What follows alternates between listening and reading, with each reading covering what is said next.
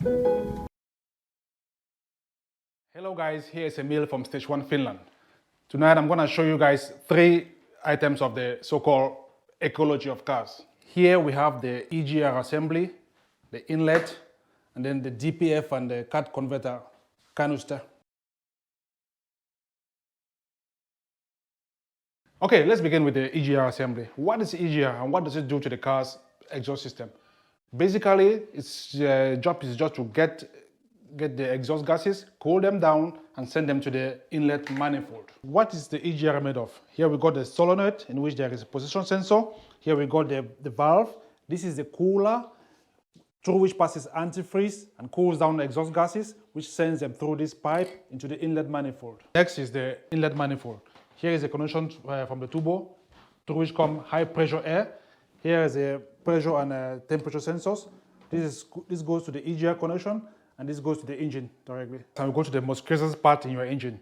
Here we got the DPF canister, in which there is a cut converter at the top and the DPF at the bottom. Here we got connection for the differential pressure sensor before DPF and after DPF. Then we have temperature sensors before cut converter and after cut converter.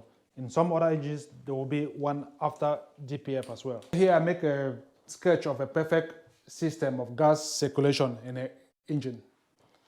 So here the fuel, the injectors deliver the fuels, and here there is compression.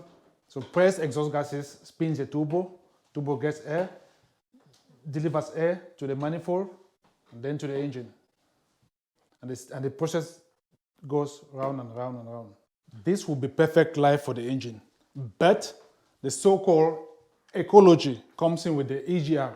And what does it do? Get part of the exhaust gases and sends them to the inlet manifold. It sounds absolutely insane, but it is just like that. And they say this should reduce CO2. CO2, there is carbon and oxygen. Exhaust gases doesn't have oxygen anymore. So this should reduce CO2. But there are 2 points. Number one, EGR was made to heat the engine faster. Number two, EGR mostly operates when the engine is at idle. But lowering CO2 is just secondary benefit for the EGR. It comes only because warm engine consumes less fuel.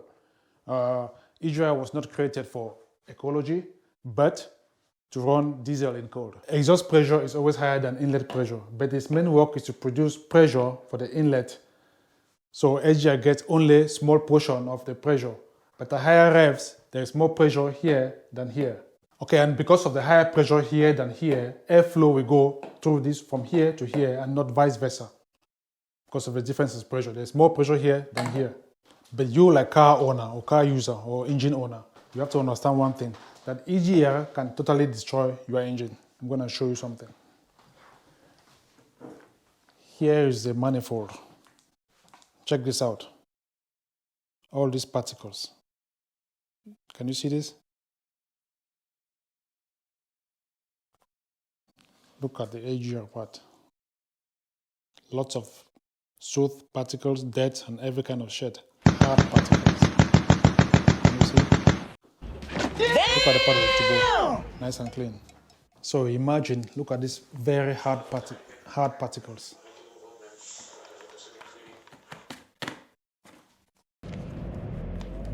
Look at them. Not even clean, so let's just check this out. Imagine these particles go directly into your engine.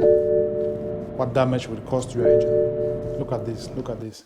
And all these hard particles can also go directly to your turbo, which spins at 50,000 rounds per minute, and they will damage the propeller of your turbo. So what I recommend you is to shut the EGR off once and forever. Your engine will stay safe and last longer. Engine will perform well. Low fuel consumption, no risk of damaging turbo, no risk of damaging your engine, no risk of emergency setup. Everything is gone. In my next video, I will cut this bad guy out and show you the so-called ecology.